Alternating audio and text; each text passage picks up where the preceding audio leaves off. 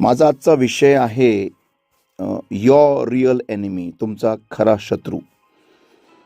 पुष्कळदा जेव्हा आपण अनेक प्रसंगांना सामोरे जात असतो, मग तो आजार असू द्या, कंपनीमध्ये विरोध असू द्या, लोकांबरोबर भांडणं असू द्या, शेजाऱ्यांबरोबर भांडणं असू द्या, किंवा वाद असू द्या, घरच्यांबरोबर वाद असू द्या, लहान लहान गोष्टींवरून काही पण वाद निर्माण होतो, भांडणं निर्माण होतात.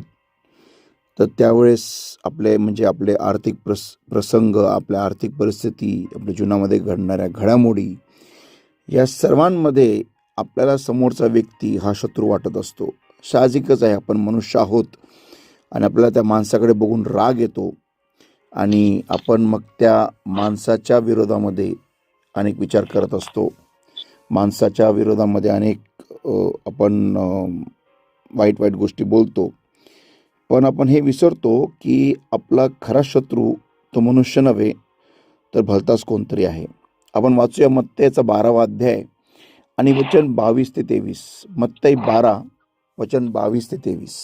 आंधळा व मुका असा भूतग्रस्त त्याच्याकडे आणण्यात आला.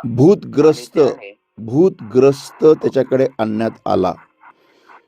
तो त्या व्यक्तीच्या आतमध्ये दुष्टात्मा होता, म्हणून त्याला तो पाहू शकत नव्हता व तो आंधळा आणि मुक्का होता.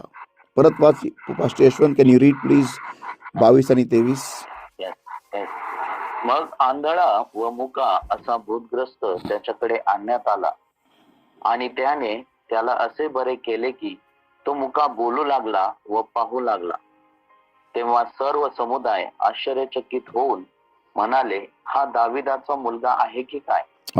तर आता आपण पाहतो इथं हा मनुष्य आंधळा आणि मुका होता आणि येशू ख्रिस्तानी लगेच ओळखलं की त्याच्या आतमध्ये दुष्टात्मा आहे आणि त्यामुळे तो व्यक्ती आंधळा आणि मुका होता. ओके. आणि येशू ख्रिस्तानी त्या दुष्टात्म्याला धमकावलं आणि लागलाच तो व्यक्ती बरा झाला. म्हणजे जे आपल्याला बाहेरील परिस्थिती दिसती ती तशी त्या व्यक्तीमुळे नसती, तर त्याच्या आतमध्ये जो दुष्टात्मा कार्य करतो त्यामुळे असते. आपण काय करतो, वरवरच्या फांद्या कापत बसतो. म्हणजे त्या व्यक्तीला बोलतो, त्या व्यक्तीवर भांडणं करतो, त्या व्यक्तीला आपण ओरडून बोलतो, आपण त्या व्यक्तीबद्दल घरामध्ये कितीतरी काय काय गोष्टीचं प्लॅनिंग करतो, काय काय बोलतो, किती विचार करतो. बाप रे बाप, खतरनाक. नुसतं बोलण्यातच आपलं सगळं टाईम जातो निघून, नुसतं बोलण्यात. पण निष्कर्ष तर काही येत नाही, उत्तर तर काही येत नाही. वर्षानुवर्ष तोच प्रॉब्लेम चाललेला आहे, तीच पीडा आहे. उलट कमी न होता ती वाढतच चाललेली आहे. आणि आपण पाहतो की पुढे काय, पुढे तर काहीच नाही.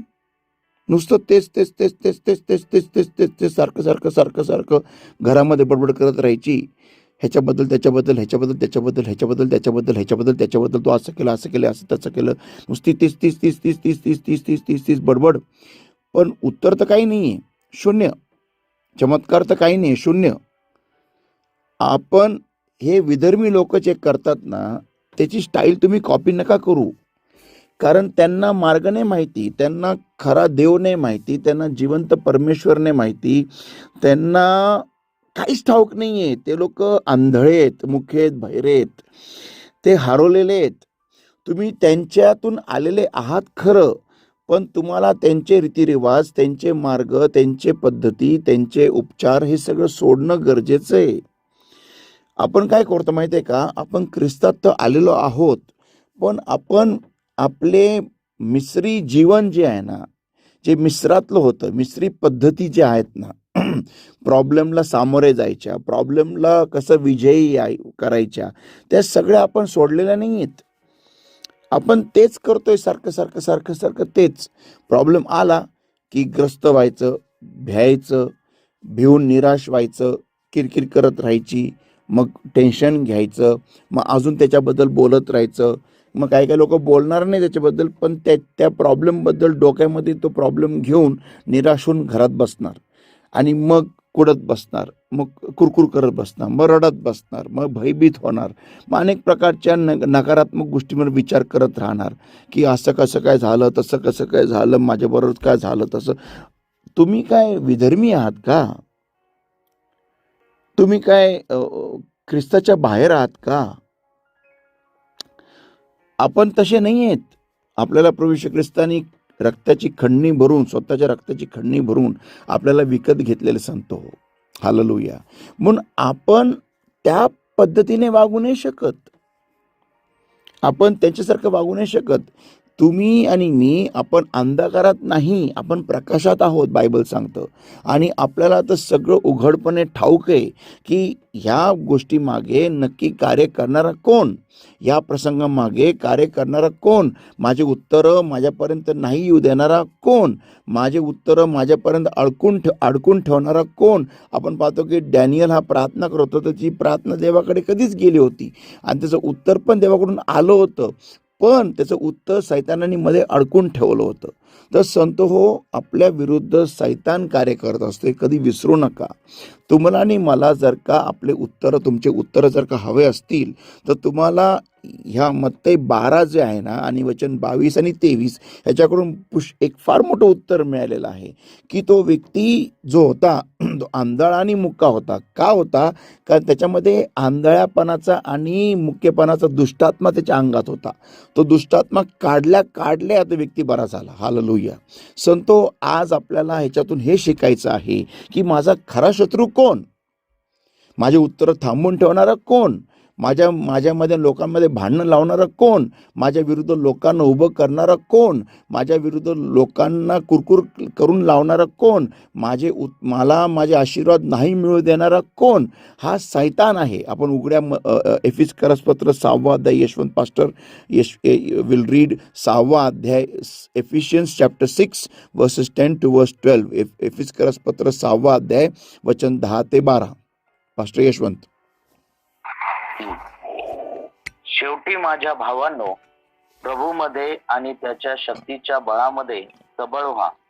सैतानाच्या कपट युक्ती विरुद्ध उभे राहण्यास तुम्ही शक्तिमान व्हावे, म्हणून देवाची संपूर्ण शस्त्र सामग्री अंगावर घ्या. हा, काय सैतानाच्या, काय परत वाचते, सैतानाच्या कपट युक्ती विरुद्ध उभे राहण्यास तुम्ही शक्तिमान व्हावे, म्हणून देवाची संपूर्ण शस्त्र सामग्री अंगावर घ्या. सैतानाच्या कपट युक्ती विरुद्ध तुम्ही शक्तिमान व्हावे. म्हणजे तुम्हाला हे कळलं पाहिजे की तुम्ही सैतानाविरुद्ध लढत आहात. तुमच्या घरामध्ये तुमच्या लेकरांचा संसार बसू न देणारा, तुमच्या घरामध्ये तुमच्या लेकरांचा आशीर्वाद न येऊ देणारा, हा तुमच्या सासरकडचे लोक नाही आहेत, तो सैतान आहे. आणि त्या सैतानाचं कार्य माहिती आहे का कसं असतं? दुधारी असतं. दुधारी कसं असतं सांगतो तुम्हाला. सैतान काय करतो? पहिलं तुम्हाला देवाविरुद्ध पातक करायला लावतो. म्हणजे कसं? पहिली गोष्ट, प्रार्थनाहीन जीवन करून. जेव्हा तुम्ही प्रार्थनाहीन जीवन जगताना त्यावेळेस सैतानाचं कार्य तुमच्यामध्ये सुरू होतं. वचन न वाचून, वचनाप्रमाणे न राहून, मग सैतानाला तुमच्या जीवनामध्ये शिरकाव करायला मिळतो. जेव्हा तुम्ही प्रार्थना करत नाही, एक दरवाजा उघडला सैतानासाठी यायला. मग तुम्ही वचन नाही वाचलं, दुसरा दरवाजा उघडला सैतानासाठी यायला. मग तुम्ही वचनाप्रमाणे नाही राहिला, मग तिसरा दरवाजा उघडला सैतानासाठी तुमच्या जीवनामध्ये यायला. मग त्याला एकदा तो आतमध्ये आला की मग तो त्याचा नाच सुरू करतो, त्याचा डान्स सुरू करतो. तो मग एक एक तुमच्या विभागामध्ये तो कार्य सुरू करतो. एक कधी नका विसरू, जर का तुमचं आयुष्य वचनाच्या बाहेर आहे, जर का तुम्ही प्रार्थनाहीन जीवन जगत आहात, सैतानासाठी ते फार मोठं मैदान आहे खेळायला, तुमचं आयुष्य बर्बाद करायला, तुमच्या आयुष्याचं वाटोळं लावायला. आणि सैतानासाठी सगळ्यात मोठा फायदा हा असतो जेव्हा तुम्ही देवाच्या विरुद्ध उभे राहता, जेव्हा तुम्ही देवाबद्दल मनामध्ये कुरकुर सुरू करता, जेव्हा तुम्ही देवाबद्दल नकारात्मक होता, जेव्हा तुम्ही निराश होता.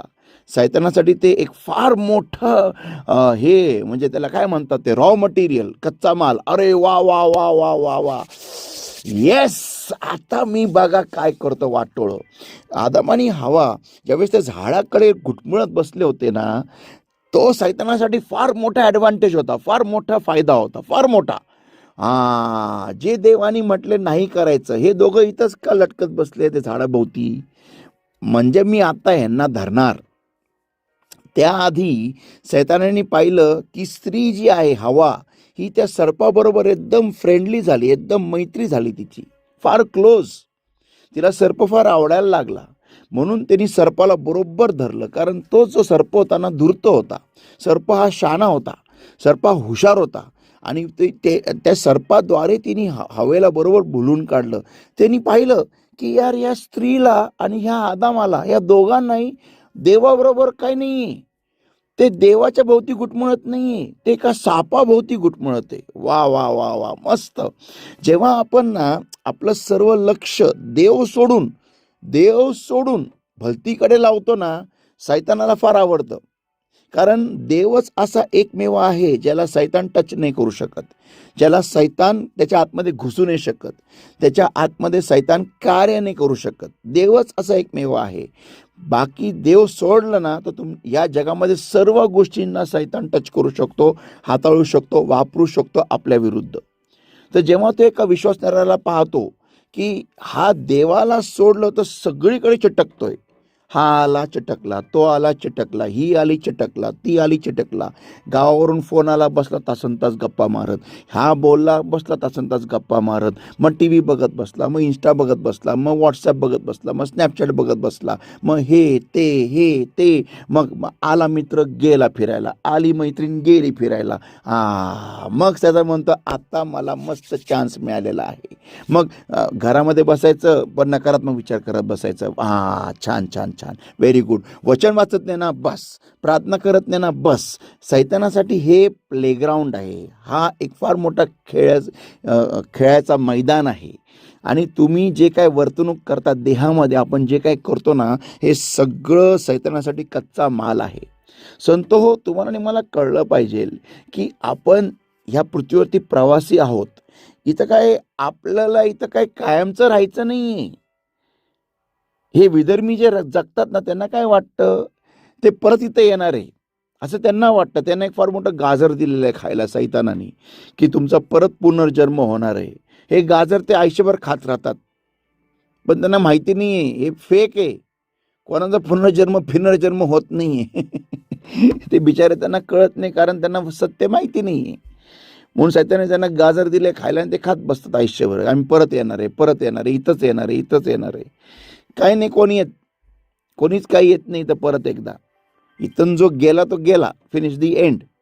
पण इथं जो व्यक्ती जे काही करतो त्याचा परिणाम त्याला अनंत काळसाठी भोगावा लागतो, हे कधी नका विसरू. म्हणून संत हो, हा तुमच्या जीवनात घडणाऱ्या जे काही घडामोडी आहेत ना, नकारात्मक घडामोडी, ह्याच्या मागे सैतान आहे, तुमचा खरा शत्रू. तर तुम्हाला या शत्रू विरुद्ध तुम्हाला उभं राहायचंय, लढायचंय. आणि कसं लढायचंय, तर तुम्हाला प्रत्येक जीवनात घडणारी घडामोड जी आहे, तुम्हाला त्या घडामोडीच्या मागे असणारा सैतान जो आहे त्याला बांधून नष्ट करायचे प्रभू येशू ख्रिस्ताच्या नावामध्ये. आणि त्या घटनेला, त्या व्यक्तीला तुम्हाला मोकळीकता द्यायचे प्रभू येशूच्या नावामध्ये. मी जेव्हा कधी पण चर्चमध्ये प्रार्थना करतो, ती प्रार्थना नीट ऐकत जा की मी कसे त्याला सैतानाला बांधतो, उद्ध्वस्त करतो आणि तुम्हा सर्वांना मोकळीता देतो, सर्व्हिसला मोकळीता देतो. तुम्हाला हे रोज करायचं आहे, सकाळ दुपार संध्याकाळ करायचं आहे. आणि बघा किती मोठा फरक पडेल तुमच्या जीवनामध्ये. तेवढंच नव्हे तर पहिलं तुम्हाला हे बघायचं की तुम्ही प्रार्थनाहीन जीवन जगत आहात का. की जर का तुम्ही प्रार्थनेला बसता, जर का तुम्हाला पवित्र आत्मा स्पर्श करत नाही, तर तुमची प्रार्थना सुरू झालेली नाही संत हो. तुम्हाला पहिलं प्रार्थनेत जायचं आहे, तुम्हाला प्रार्थना वाढवायची आहे, तुम्हाला देवाचा स्पर्श झाला पाहिजे. त्यासाठी तुम्ही पश्चाताप करा, देवाला क्षमा मागा, देवासमोर तुम्ही लोटांगण घाला, तुम्ही उपासनी प्रार्थनेत जा. आणि उपासनी प्रार्थनेत जाऊन तुमच्या घरच्यांची बडबड करत बसू नका. जर का तुम्ही उपासनी प्रार्थनेत जाताना तर उपासनी प्रार्थनेतच जा. ह्याच्याशी बोल, त्याच्याशी बोल, ह्याला वचन सांग, त्याला वचन सांग, ह्याला फोन कर, त्याला फोन कर, ते नाही. तुम्हाला प्रार्थनेत जायचंय, देवासंगती बोलायचे, देवासमोर स्वतःला तोडायचे, मोडायचे, देवासमोर स्वतःला रिकामं करायचे, देवासमोर स्वतःला पूर्णपणे रिकामं करून, रिक्त करून देवासमोर तुम्हाला पडून राहायचे. तेव्हा वचन वचन वचन वचन वचन दिवसभर वाचायचे. ह्याला म्हणतात उपास आणि प्रार्थना. उपाशी राहायचं आणि सगळ्यांची गप्पा मारायच्या, ह्याला उपास आणि प्रार्थना म्हणत नाही, ह्याला म्हणतात डाएटिंग. तुम्ही डायटिंग करता, तुम्ही उपासनी प्रार्थना नाही करत आहे. इथं फिर तिथं फिर, इथं फिर तिथं फिर, हे उपासनी प्रार्थना नाही आहे संत हो.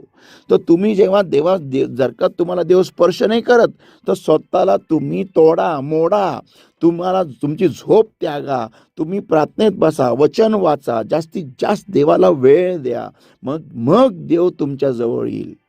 तर संतो हो, पहिलं तुमचे मार्ग नीट करा, पहिलं स्वतःला नीट करा देवासमोर, आपोआप देव तुम्हाला सामर्थ्याने भरेल आणि मग तुम्ही या सैतानाला बाइंड डिस्ट्रॉय करा. आता तुम्ही म्हणाल, पास्टर ह्याला करायला भरपूर वेळ लागेल आम्हाला, आम्ही तर फार लांब आहोत. चालेल, पण तुम्ही आजपासून सुरू करू शकता आणि तुम्ही बांधून नष्ट तर करा प्रभू येशू नावामध्ये सैतानाला.